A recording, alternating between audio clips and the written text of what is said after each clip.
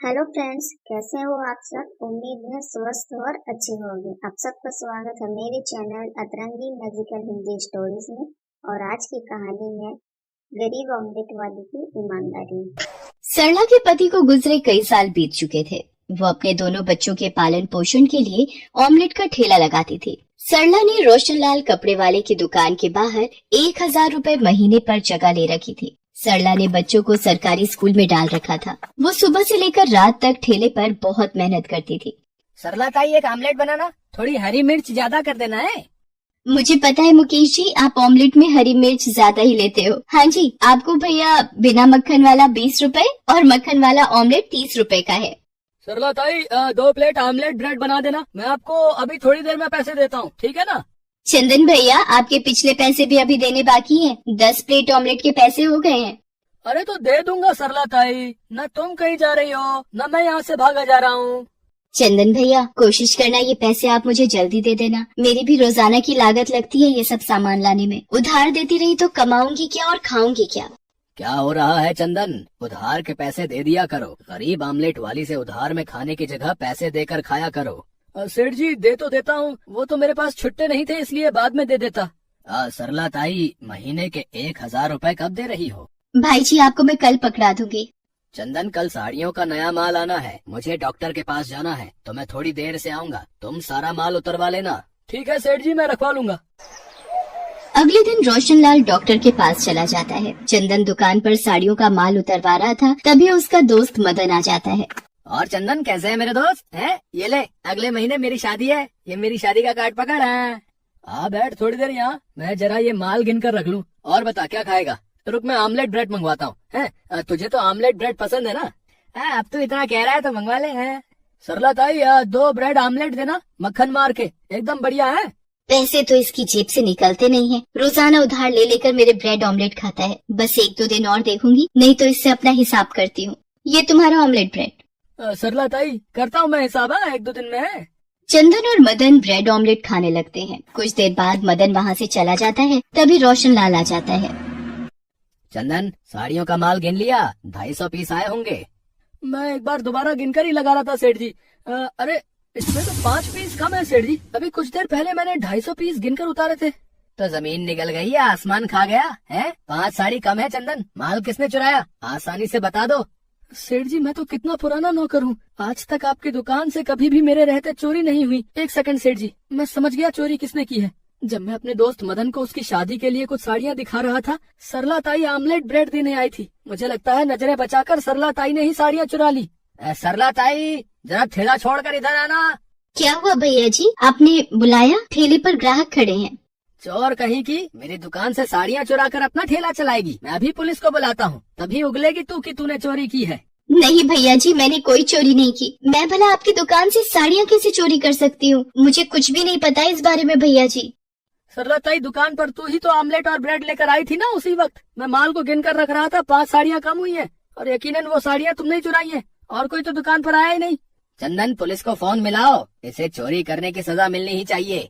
भैया जी, ऐसा मत करो। घर पर मेरे छोटे छोटे बच्चे मेरी राह देख रहे होंगे। मुझे जेल में मत भेजो। मैंने कोई चोरी नहीं की है, मेरे ऊपर रहम करो। ठीक है, मैं तुझे पुलिस के हवाले नहीं करूँगा, पर मुझे आज के बाद तेरा ठेला अपनी दुकान के बाहर नजर ना आए, नहीं तो पुलिस को बुलाने में मुझे देर नहीं लगेगी। चाप 2,000 रुपए मुझे पकड़ा और निकल यहाँ से। और बाकी की साड़ियों के 8,000 रुपए मुझे तू लौटा देगी अगले हफ्ते ही।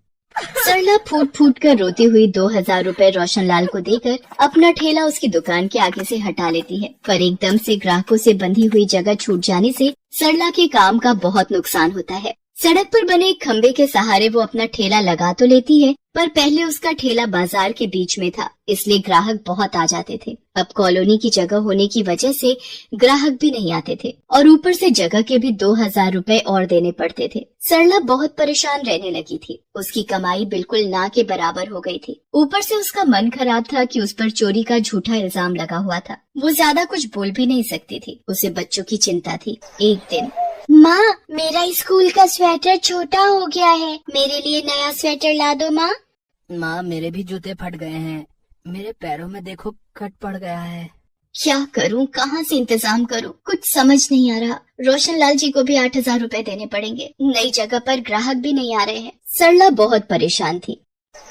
अगले दिन उसे वापसी के लिए थोड़ी देर हो गई। पता ही नहीं चला, रात बहुत हो गई है। जल्दी से ठेले का सामान बांध लेती हूँ, बच्चे भी राह देख रहे होंगे। बहुत अंधेरा है यहाँ पर तो, लगता है खंभे की लाइट गई हुई है। ये रोशन लाल जी की दुकान अभी तक खुली हुई है, पर दुकान में अंधेरा क्यों है? अरे ये तो चंदन और उसका दोस्त मदन है। रोशन लाल जी कहीं दिखाई नहीं दे रहे, कुछ तो गड़बड़ है। ये दुकान की साड़ियाँ गाड़ी में क्यों रख रहा है, और वो भी इतनी रात में? रोशन लाल जी को फोन करके पता करती हूँ।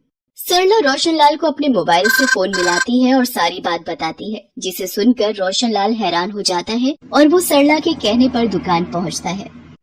अरे सेठ जी, आप इस वक्त वो मैं दुकान में माल को चेक करने। इस वक्त तुम कौन सा माल चेक करने आए हो? और ये मदन क्या कर रहा है तुम्हारे साथ? मैंने तुम्हें चाबी इसलिए पकड़ाई थी कि मुझे सुबह किसी जरूरी काम से बैंक जाना था, ताकि तुम दुकान जल्दी खोल सको। विश्वासघाती, तुम चोरी कर रहे थे मेरी दुकान से, हैं? वो तो अच्छा है सरला ताई ने यहाँ से गुजरते हुए तुम्हें देख लिया और मुझे फोन पर सारी बात बताई। आज सरला ताई ना होती तो न जाने तुम तो रोजाना मुझसे आंखें चुराकर सारा माल ही गायब कर देते। रोशन लाल पुलिस को फोन कर देता है। वो चंदन और मदन को चोरी करने के इल्जाम में गिरफ्तार कर लेती है। चंदन पुलिस के सामने उगल देता है कि वो पिछले कई दिनों से दुकान से साड़ियाँ चोरी करके मदन के साथ मिलकर बेच रहा था और उसी ने खुद को बचाने के लिए सरला पर भी झूठा इल्जाम लगाया था। सरला ताई, मुझे माफ कर दो। आज तुम ना होती तो पता नहीं ये दोनों तो मेरी पूरी दुकान को लूट चुके होते। तुम्हारा बहुत बहुत शुक्रिया। और मैंने तुम्हारे साथ इतना गलत व्यवहार किया, फिर भी तुमने आज मेरी सहायता की। तुम्हें कहीं और जाने की जरूरत नहीं है। तुम मेरी दुकान के बाहर ही अपना आमलेट का ठेला लगाओगी और मैं उसके कोई पैसे तुमसे नहीं लूंगा, बल्कि मुझे तो तुम्हारे जैसे विश्वासी लोगों की ही जरूरत है, जो मेरी दुकान का ऐसे चोरों से ख्याल भी रखेंगे।